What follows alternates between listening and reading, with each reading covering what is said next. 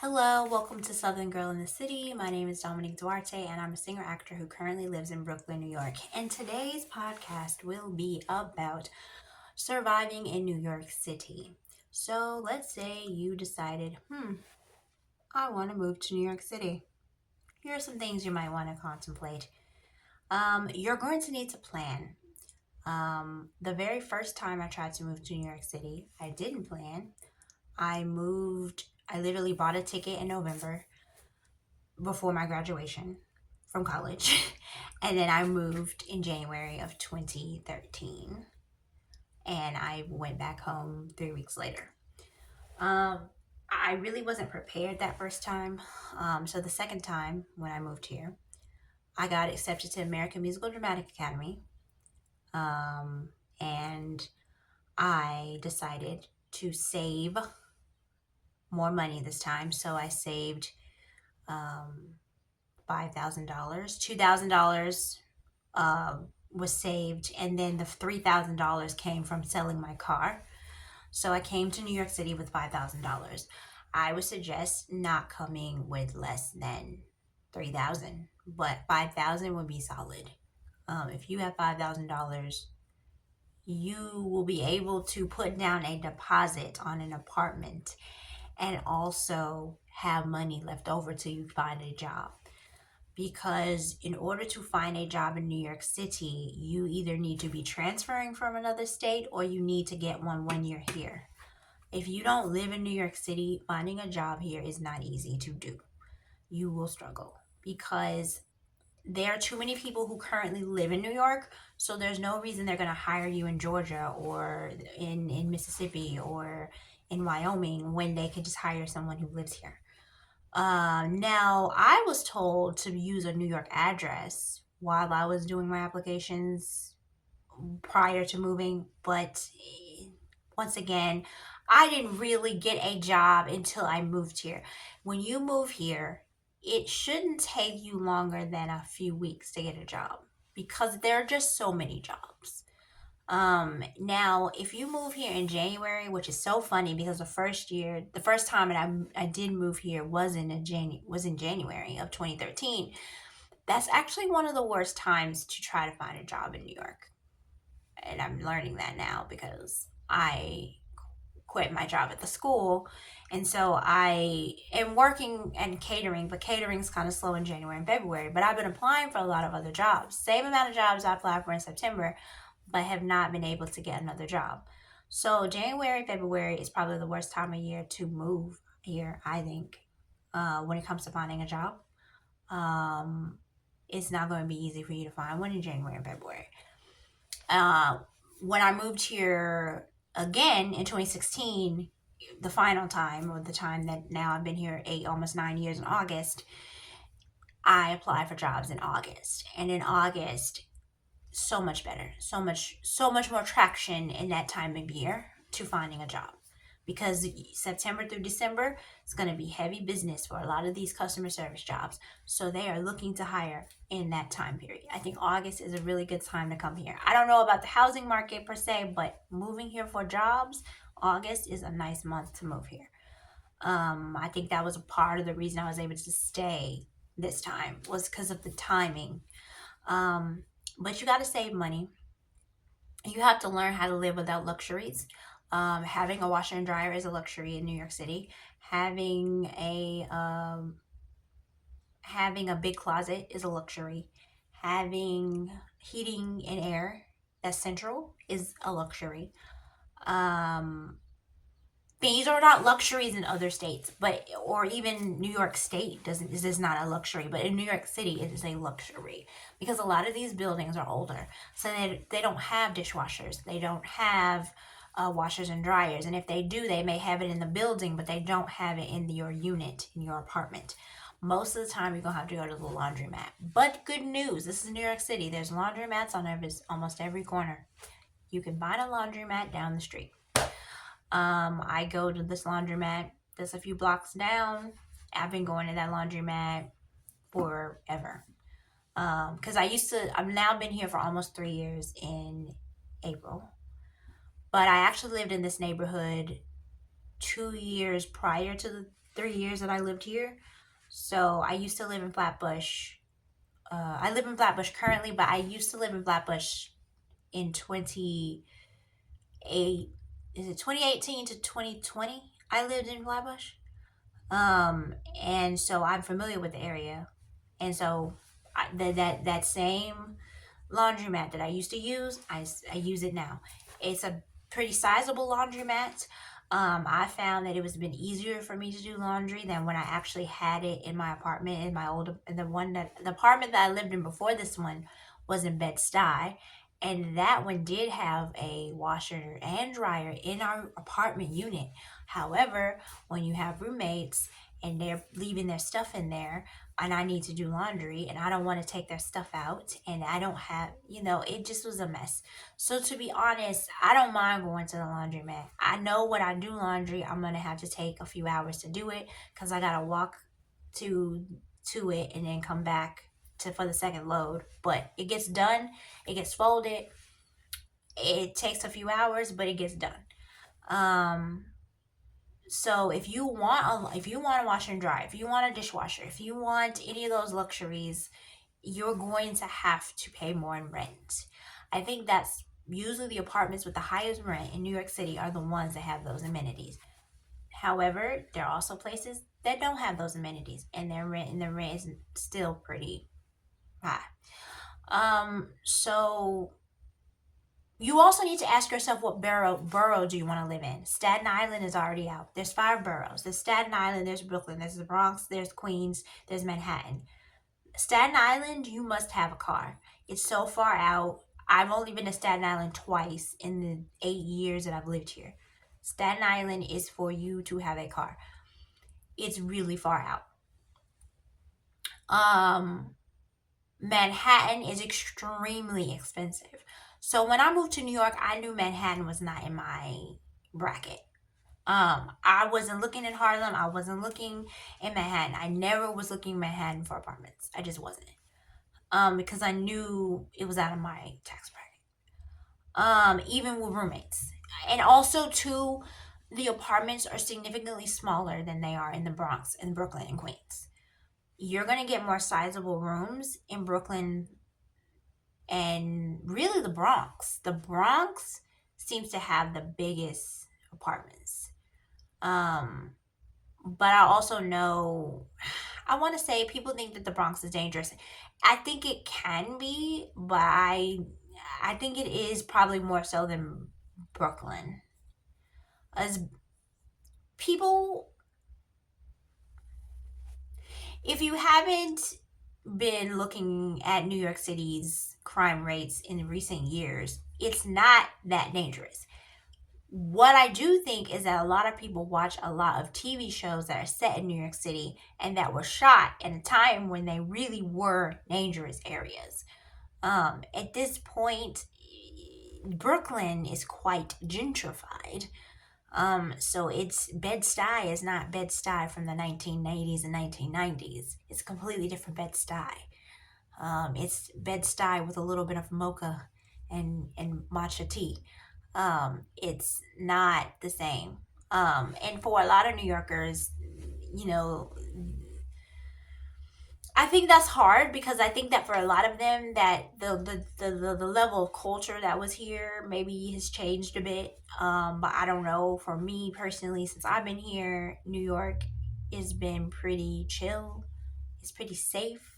There are maybe some neighborhoods that are still very unsafe, but I um haven't lived in those neighborhoods. I mean, Flatbush is complicated because some people think Flatbush is dangerous. Flatbush, to be frank, I don't know. It depends on where in Flatbush you live. I thought I was living in East Flatbush, but apparently I'm not. I'm living in Central Flatbush near Brooklyn College. And it's not that bad. It's really not. I get off late. I take the trains. I'm not feeling unsafe. And I've lived in this neighborhood really, it'll be 3 years in April, but actually because I used to live here for 2 years in 2018 to 2020, I really would have lived in this neighborhood a total of 5 out of the 8 years I've been here. So I've been in Flatbush longer than I've been in any other neighborhood. And Bed-Stuy, I lived in for 4 years, I think. Um, so, you got to think about what borough do you want to live in. That's going to help you plan what where you want to go. I think too, a lot of times in other states, you're talking about street names. That's how you know, oh, this is not a good area. But in New York City, it's by neighborhood.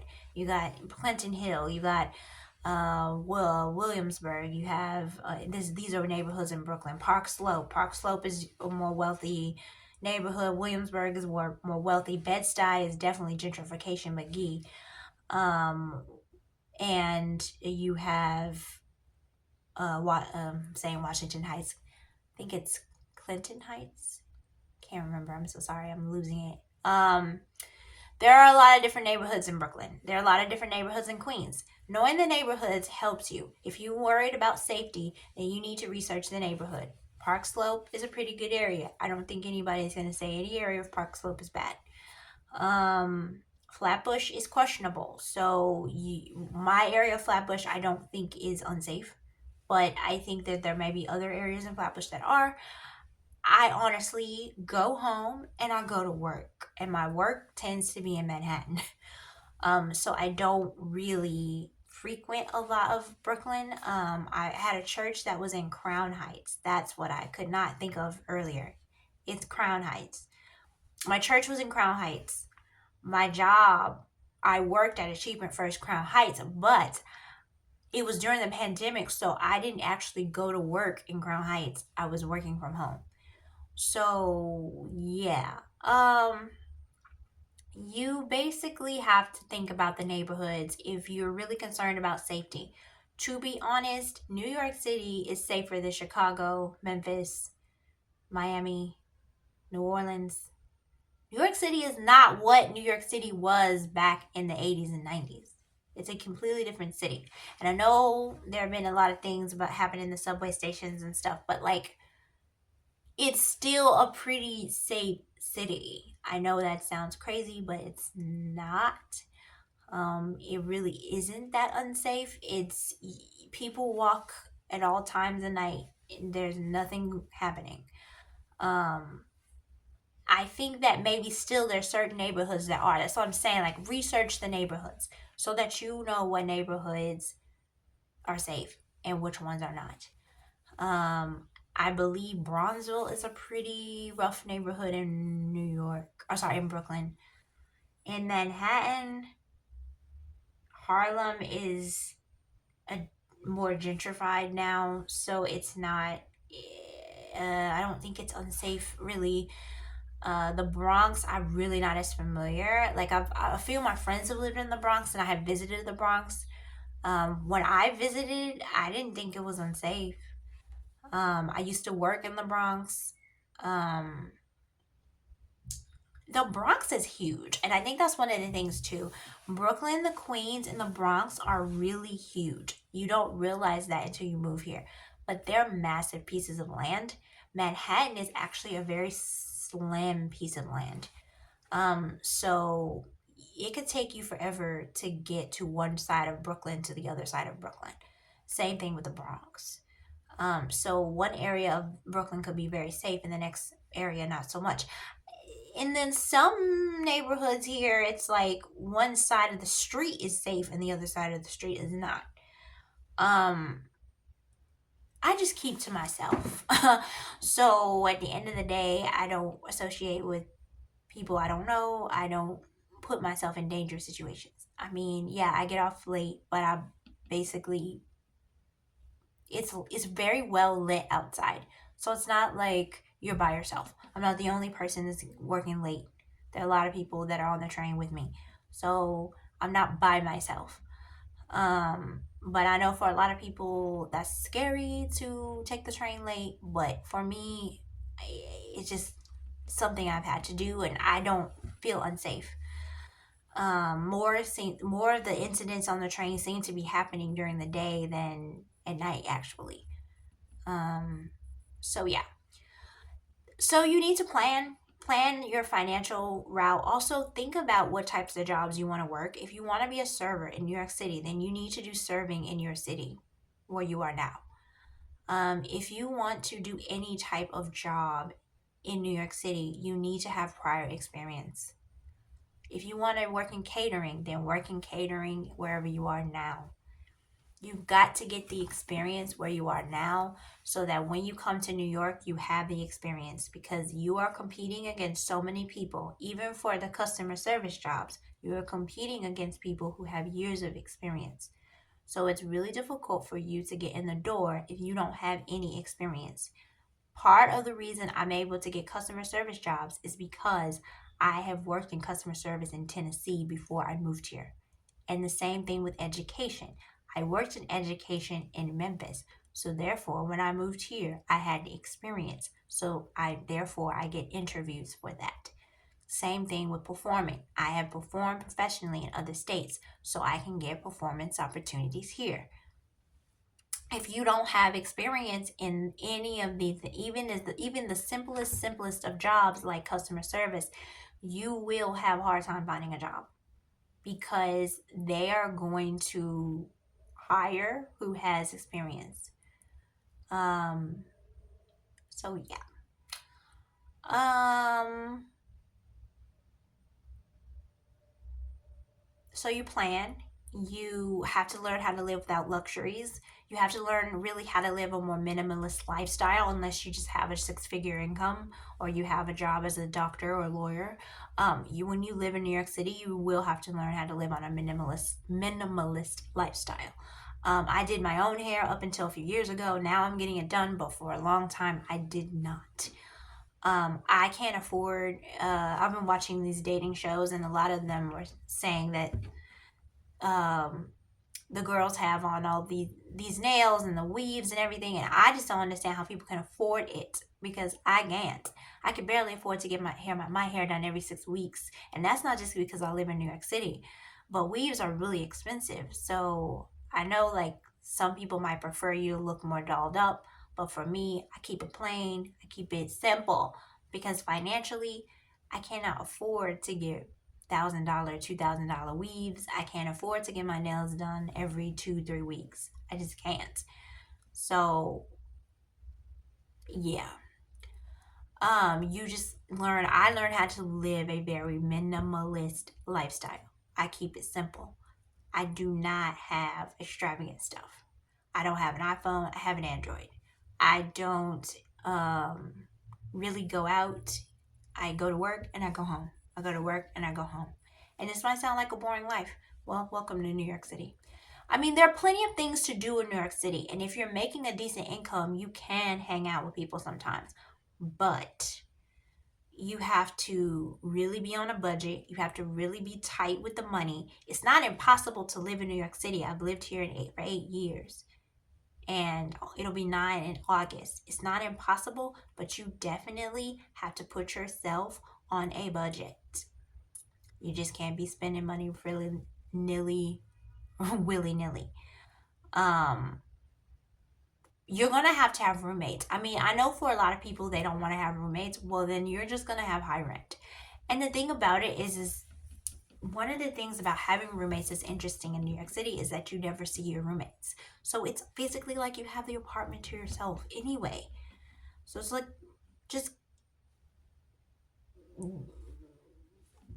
maybe live with people you don't know because I every time I've lived with people that I didn't know and I honestly have had an okay experience. Um I haven't had horror stories or anything and most of my roommates have been neat. We've gotten along. Things have been okay. So I mean, if you want to move to New York City, you got to think I'm going to have to cut my expenses drastically.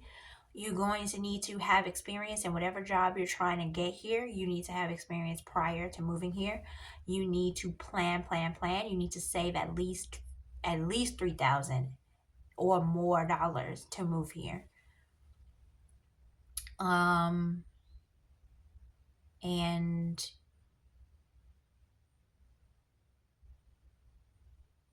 You need to figure out what neighborhood you want to live in. You need to figure out what neighborhood you want to live in, and research that neighborhood, research multiple neighborhoods to figure out, you know, what are the pros and cons of living in that neighborhood.